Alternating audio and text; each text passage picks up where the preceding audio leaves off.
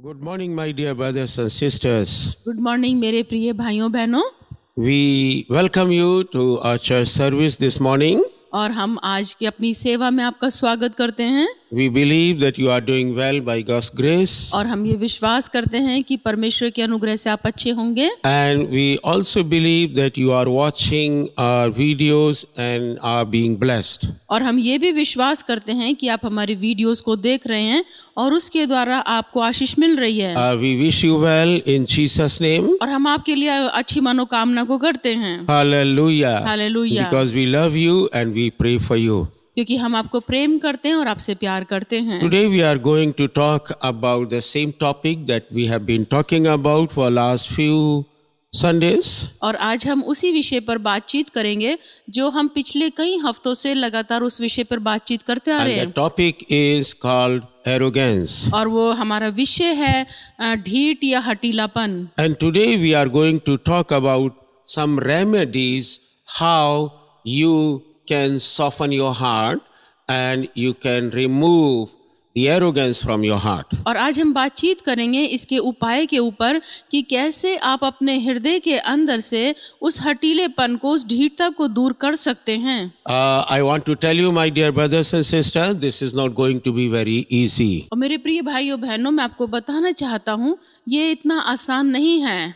Because it's difficult to change from one mode to the other when it comes to the arrogance. और ये इतना आसान नहीं है कि एक चीज से दूसरे चीज में आना, मतलब हठीलेपन को दूर करना, ये इतना आसान नहीं है। Yes, God's Holy Spirit is available, जी हाँ, पवित्र आत्मा उपलब्ध है, but the Holy Spirit will not push you to do something. लेकिन पवित्र आत्मा आपको दबाव नहीं डालेगा कुछ काम करने के लिए। You have to be willing to accept the advice of the Holy Spirit. आपको पवित्र आत्मा की जो सलाह है उसको आपको मानना पड़ेगा। You have to read the Bible, आपको बाइबल पढ़नी पड़ेगी, understand it, समझना पड़ेगा, and then you have to apply it. और उसको फिर अपने जीवन में लागू करना पड़ेगा। Apply means what it says, you have to do it. Apply का लागू करने का अर्थ होता है कि जो कहा गया है उसको करना। If the Bible says that don't steal,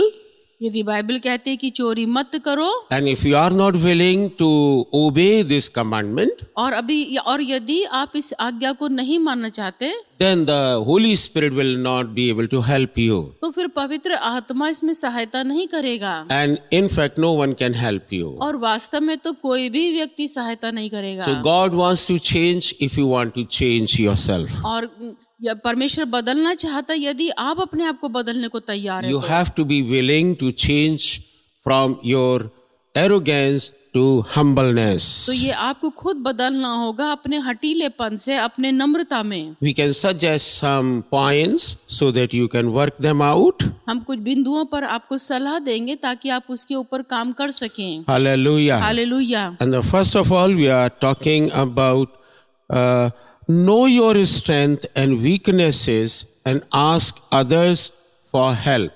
पहला है कि आप अपनी कमजोरियों को जानते हैं और दूसरे लोगों से उसकी सहायता लें। You are a person. मान लीजिए कि आप एक व्यक्ति हैं And everyone has some weakness and some strength. और हर एक व्यक्ति की एक कमजोरी है और एक उसकी सामर्थ्य है। Hallelujah. Hallelujah. So you have to understand what kind of weakness you are carrying in yourself. तो फिर आपको ये मालूम है कि आपके अंदर वो कौन सी कमजोरियां हैं And what are the strength in you. और आपके अंदर कौन सी वो कितनी सामर्थ्य आपके अंदर है। Thank God for all your strengths. परमेश्वर का धन्यवाद हो आपकी उस सारी शक्ति के लिए, But you have to work on your weaknesses. लेकिन आपको अपनी कमजोरियों के ऊपर काम करना होगा। In this journey, you can ask the help from other believers. और इस यात्रा में आपको दूसरे विश्वासियों की सहायता मांगनी होगी। You can read the Bible. आप बाइबल को पढ़ सकते हैं, You can understand it. आप उसको समझ सकते हैं, Read some books. कुछ किताबों को पढ़ सकते हैं, And also ask your pastor to help you understand how the Lord wants you to change. और अपने पास्टर से कह सकते हैं कि वो आपको इसमें समझने में सहायता करे कि कैसे आप उसको अपने आप को बदल सकते हैं। And then number 2, और number 2, make the records of your success and failures. आप अपने जो आपकी सफलताएं हैं और असफलता हैं उसका आप विवरण लिखें। And when you write these things, और जब आप इन चीजों को लिखेंगे you have to be very honest, तो आपको बहुत ईमानदार होना है, because these things are going to change you. क्योंकि ये चीजें जो हैं वो आपको बदलेंगी। If you are always telling that you are successful, no failures, then you will not be able to change yourself. यदि आप हमेशा ये कहते रहते हैं कि आप सफल हैं और अपनी असफलता को नहीं देखेंगे तो फिर आप नहीं बदल पाएंगे। So you have to make a record of success and failures. तो आपको अपनी सफलता का और असफलता का विवरण लिखना है। You see, many people are failures,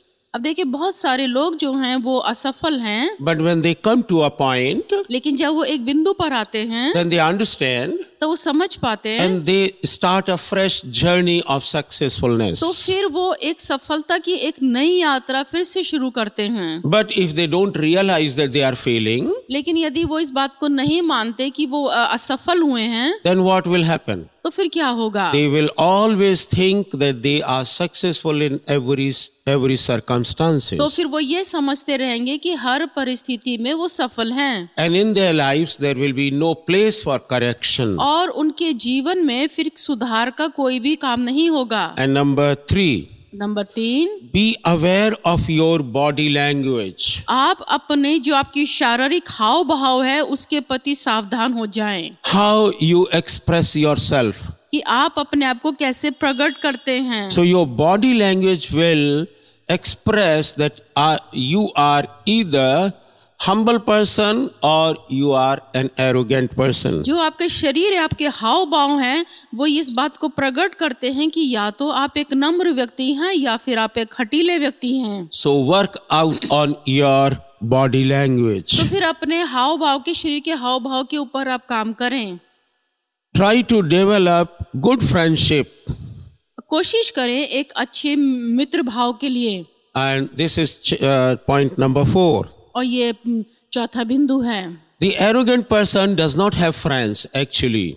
वास्तव में जो एक हठीला व्यक्ति होता है उसके मित्र नहीं होते हैं, And he is not peace with others. क्योंकि वो दूसरों के साथ शांति से नहीं रहता है। No one knows what he will speak the next.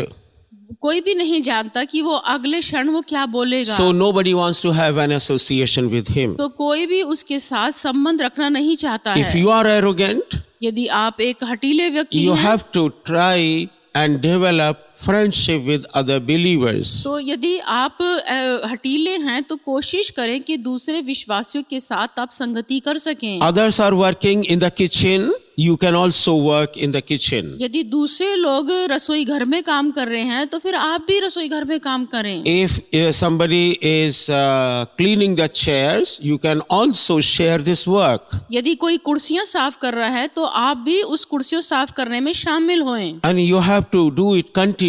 तो आप इसको लगातार करते रहें। And very soon the day will come, you will have good friends. तो फिर बहुत ही जल्दी वो दिन आएगा जिसमें आपके बहुत अच्छे मित्र बन जाएंगे। Hallelujah. Hallelujah. So you can do that. तो आप ऐसा कर सकते These are हैं। practical ways. ये कुछ व्यवहारिक बातें हैं। Hallelujah. Hallelujah. And then point number 5, और point number 5, talk less and listen more. कम बोले अधिक सुने। And this is an universal problem that people speak more and listen less. ये सार्वभौमिक ये समस्या है कि लोग जो हैं वो अधिक बोलते हैं और सुनते कम हैं। And many problems are created because people speak so much. और बहुत सारी समस्या इसलिए भी पैदा होती है क्योंकि लोग अधिक बोलते हैं। Bible always suggests हमेशा बाइबल ये सुझाव देती है, that we need to talk less and listen more. Bible ये सलाह देती है कि हम कम बोलें और सुने अधिक। Proverbs chapter 13 verse 3 says, नीति वचन 13 और 3 कहता है, it says here, he who guards his lips guards his life, but he who speaks rashly will come to ruin. जो अपने मुंह की चौकसी करता है वह अपने प्राण की रक्षा करता है, परंतु जो गाल बजाता है उसका विनाश हो जाता है। See, if you are talking a lot every day, then the ruin, the destruction is at hand. यदि आप बहुत अधिक बोलने वाले, सारा दिन आप बोलते हैं, तो आप जान लीजिए कि जो विनाश है वो निकट ही है। You notice such people who are talkers, mere talkers, आपने ऐसे लोगों को देखा होगा जो बहुत अधिक बातूने हैं, but they are empty in terms of knowledge. लेकिन वो ज्ञान में वो खाली हैं। They want to show that they know everything, वो ऐसा प्रकट करना चाहते हैं कि वो सब कुछ जानते हैं, but if you talk to them for 2-3 minutes, you will make out that they are very lost knowledgeable. तो जब आप बातचीत उनसे करेंगे तो आप जान जाएंगे कि उनका ज्ञान जो है वो बहुत थोड़ा है। Empty vessels noise a lot.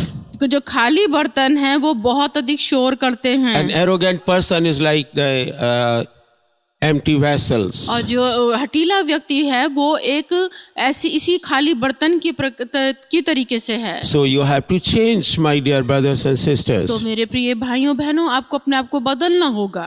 And point number 6, point number 6, be mindful of others. ध्यान दे कि आपके सामने कौन खड़ा है। See, when people are standing before us, आप देखिए, जब लोग हमारे सामने खड़े होते हैं, we cannot speak anything and everything. हम उनके सामने सब कुछ और कभी भी कुछ भी नहीं ऐसा बोलते हैं। You have to be mindful. आपको ध्यान देना है। Suppose you are entering in an office. मान लीजिए आप किसी दफ्तर के अंदर गए, That office is not yours. वो दफ्तर आपका नहीं You है, have no control over that staff. और आपका वहाँ के जो स्टाफ है उसके ऊपर कोई भी आपका नियंत्रण नहीं So है, you cannot continue speaking whatever you want. तो आप लगातार नहीं बोलते रहेंगे जो आप चाहेंगे। You have to present your problem. आपको अपनी समस्या को सामने रखना होगा, Wait for the answer that the staff is going to give you. और आपको धीरज धरना होगा कि जो वहाँ का स्टाफ है वो आपकी समस्या का समाधान करे। So this is what we mean by being mindful of others. और यही होता है कि ध्यान देना कि आप क्या बोलते हैं। Let others speak as well. होने दीजिए कि दूसरे भी बोलने पाएं। If you are not giving chance to others to speak, they will not be able to give you the solution. यदि आप दूसरे लोगों को मौका नहीं देंगे बोलने का, तो फिर वो आपकी समस्या का समाधान आपको नहीं दे पाएंगे। So be mindful whom you are talking to. तो ध्यान दे कि आप किसके सामने क्या बोल रहे हैं। And point number 7, और point number 7, be sensitive of person, place and environment. आप ध्यान दीजिए कि आप थोड़े सेंसिटिव रहिए कि आप कौन से माहौल में, कहाँ पर, किस स्थान पर क्या बातचीत कर रहे हैं। You have to be sensitive enough, आपको थोड़ा सेंसिटिव होने की आवश्यकता है। knowing that you are talking to a particular person. आपको ये ध्यान देना होगा कि आप कौन से व्यक्ति से क्या बात कर रहे हैं। Suppose you have some work with the government office, मान लीजिए कि सरकारी दफ्तर में आपको कुछ काम है, and there is the director. और वहाँ पर जो डायरेक्टर हैं, You are an ordinary person or customer. और आप एक साधारण व्यक्ति हैं या फिर एक कस्टमर हैं। So you have to be sensitive that you are talking to the director of an office. तो फिर आपको थोड़ा सेंसिटिव होने की जरूरत है कि आप डायरेक्टर के सामने कैसे खड़े हैं, बोल रहे हैं। You are not talking to a vegetable vendor. आप वहाँ पर सब्जी बाजार की तरह, मार्केट की तरह आप नहीं बोल सकते हैं। In fact, we suggest that everyone should be kind-hearted, use kind words to everyone. वास्तव में हम ये सलाह देते हैं कि एक व्यक्ति वो दयालु हो हर एक के साथ। But if you are an arrogant person, और यदि आप एक खटीले व्यक्ति हैं, then you have to be sensitive about the person whom you are talking. तो फिर आपको थोड़ा सेंसिटिव होना पड़ेगा कि आप किस व्यक्ति से क्या बातचीत कर रहे हैं। You have to be sensitive about place. तो फिर आपको उस स्थान के भी प्रति आपको सेंसिटिव होना होगा। If you are attending a marriage, यदि आप किसी विवाह में जाते हैं, enjoy, आप आनंद करते हैं, laugh, हंसते हैं, make friends, आप वहाँ मित्र बनाते हैं, eat well, अच्छा खाना खाते हैं, nothing is objectionable. तो फिर कुछ भी इसमें बुरा नहीं है। But if you are going to a house where somebody has died, और यदि आप ऐसे घर में गए कि जहाँ पर किसी की मृत्यु हुई है, and if you are in the graveyard, और यदि आप कब्रिस्तान में हैं, you have to be sensitive. तो फिर आपको थोड़ा सेंसिटिव होना You don't पड़ेगा। have to laugh there. आप वहाँ पर हंस नहीं सकते हैं, You don't have to shout. आप वहाँ पे चिल्ला नहीं सकते हैं। You have to be sensitive about the person who lost his dear one. तो आपको उन घर के लोगों के प्रति आपको सेंसिटिव होना पड़ेगा जिन्होंने अपने प्रियजन को खो दिया You have है, to share the grief with the person. और आपको उनके साथ आपको शो करना होगा। So you have to see that you are there in a different environment or atmosphere.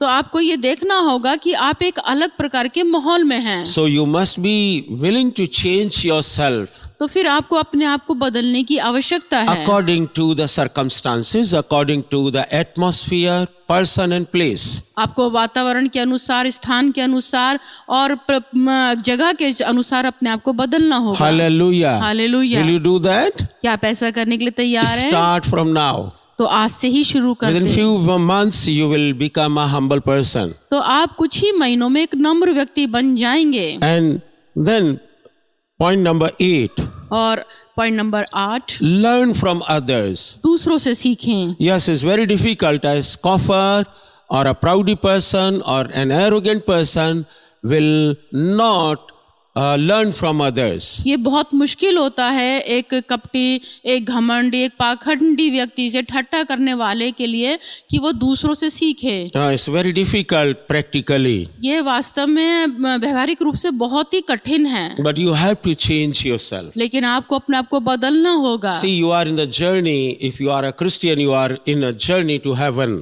देखिए, यदि आप एक मसीह हैं और आपको स्वर्ग की जो यात्रा है उसके लिए अपने आप को बदलना होगा। Don't go to heaven as an enemy of God. और स्वर्ग में एक परमेश्वर के शत्रु की तरह ना जाएं, Because God will not allow you to enter in His house as an enemy. क्योंकि परमेश्वर आपको ये अनुमति नहीं देगा कि आप एक शत्रु के रूप में उसके घर में प्रवेश करें। So you have to change yourself on this earth. तो आपको इस पृथ्वी पर अपने आप को बदलना होगा। Hallelujah. Hallelujah. And this is what we are teaching you to change yourself. तो यही है जो हम आपको बता रहे हैं कि कैसे आप अपने आप को बदल सकते हैं। Point number 9. Point number 9, Disconnect and disassociate yourself with arrogant and prideful people. अपने आप को ऐसे लोगों से जो घमंडी हैं और जो हठीले हैं उनसे अपने आप को, उन संबंधों को तोड़ दीजिए। Yes, that will be good idea. तो ये एक बहुत अच्छा विचार है, And Bible also suggests it. और बाइबल भी इसकी सलाह देती है। Psalm chapter 1.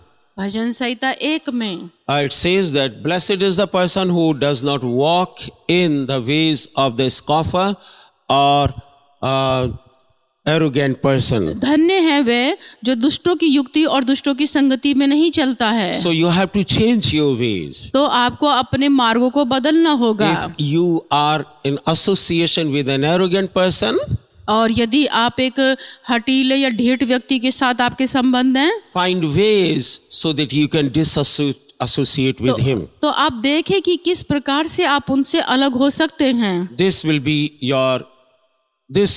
be your blessing. और ये है आपकी आशीष। Because the arrogant person, if you are not able to change so far, you will not be able to change in the future. यदि आप अपने आप को नहीं अभी बदल पाएंगे तो भविष्य में भी नहीं बदल पाएंगे। So it's better to part ways. तो अच्छा है कि आप ऐसे मार्गों से अलग हो जाएं। Hallelujah. Hallelujah. And then, if you are really serious to become humble, और यदि वास्तव में आप गंभीर हैं नम्र बनने के लिए, every day speak the word of God over your life. तो फिर प्रतिदिन परमेश्वर के वचन को अपने जीवन के ऊपर बोलें। Ask God to give you a humble heart.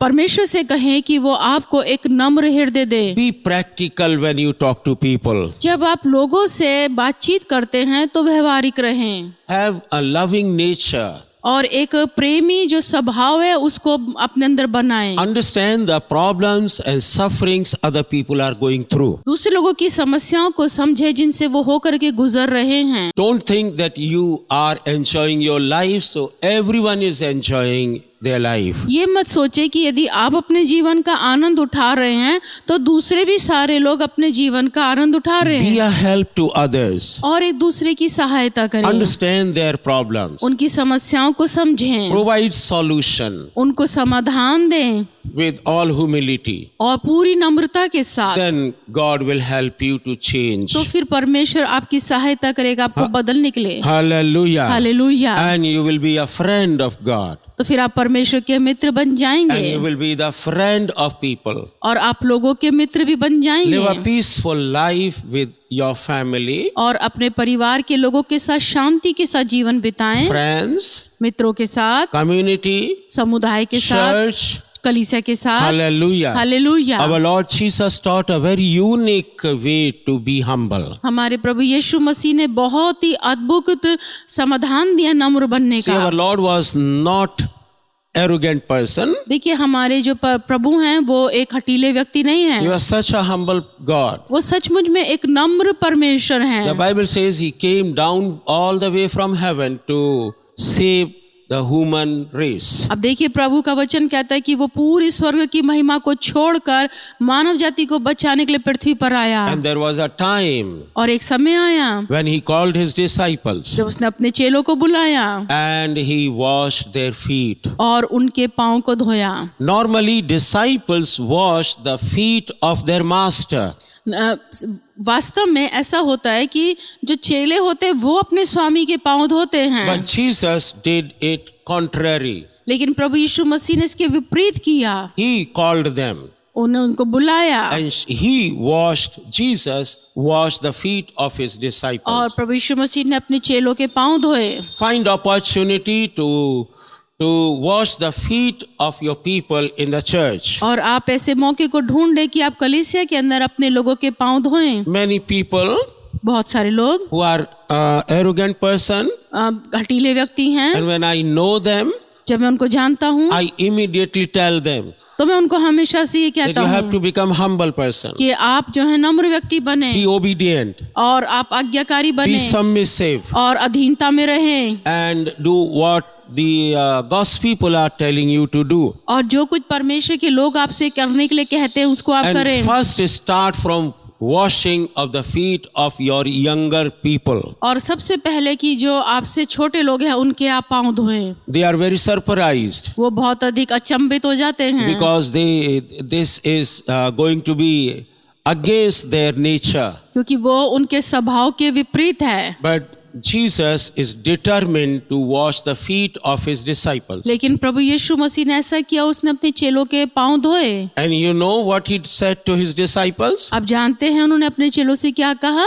Do likewise. उन्होंने कहा कि तुम भी ऐसा ही करो Go and do the same with others. और तुम भी जाओ और जा करके दूसरों के साथ ऐसा ही करो। Hallelujah. Hallelujah. What a wonderful teaching. वो कितनी अद्भुत शिक्षा है। Not only lip service, केवल मुंह से ही बोलना नहीं है, but he did it with his hands. लेकिन उन्होंने अपने हाथों से किया The public saw it. और लोगों ने देखा उसको। Last year when we did the feet washing ceremony in our church, पिछले साल जब हमने अपनी कलीसिया के अंदर पांव धोने की सेवा को किया and a brother came to know that we did it, और एक भाई को जब ये पता चला हमने ऐसा किया है, he said to me उन्होंने मुझसे कहा that do it frequently. तो उन्होंने कहा कि लगातार इसको ऐसा करें And we are making this point of remembrance, और इस जो बात को हम याद रखते हैं and we will do it frequently और हम इसको जल्दी जल्दी करते हैं so that we can become humble person every day. ताकि हम प्रतिदिन नम्र व्यक्ति बन जाएं। So if you want to get rid of arrogancy, यदि आप हठीलेपन से छुटकारा पाना चाहते हैं go and wash the feet of your younger people. तो जाएं और अपनों से छोटे के पांव धोएं। And in a few months, you will become a humble person. तो आप कुछ ही महीनों में एक नम्र व्यक्ति बन जाएंगे। Hallelujah. Hallelujah. So this is all that we wanted to share with you as a remedy to the arrogance problem. तो तो ये इस हठीलेपन के कुछ उपचार थे जो हमने आपको बताए थे, I believe that you will practice them. और मैं ये विश्वास करता हूँ कि आप इनका अभ्यास करेंगे, At least start from point 1, और कम से कम पहले बिंदु से शुरू करें। and we believe that God will help you to become a humble person. और हम ये विश्वास करते हैं कि परमेश्वर आपको नम्र बनने में आपकी सहायता God करेंगे। can change it. परमेश्वर इसको बदल सकते हैं। You see, God changed Paul, and he was such an arrogant person before his conversion, and he became a humble आप person. देखिए, प्रेरित पौलुस का जब परिवर्तन हुआ उससे पहले वो एक हठीले व्यक्ति थे।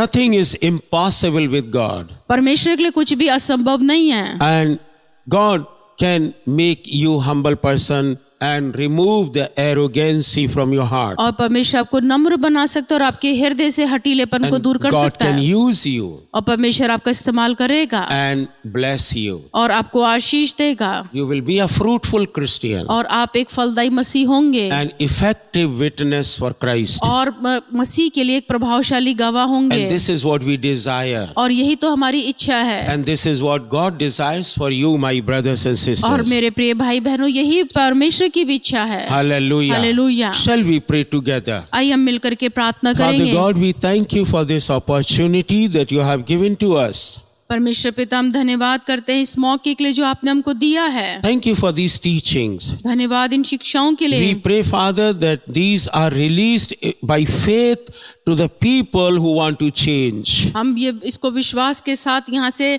भेजते हैं ताकि लोग जो हैं वो बदलें। Lord, we pray that we want to see the transformed believers inside out. प्रभु हम प्रार्थना करते हैं कि विश्वासी जो है अंदर और बाहर से बदलें। In Jesus' name we prophesy that God's people will be transformed. और हम ये भविष्यवाणी करते हैं कि परमेश्वर के लोग बदल जाएं।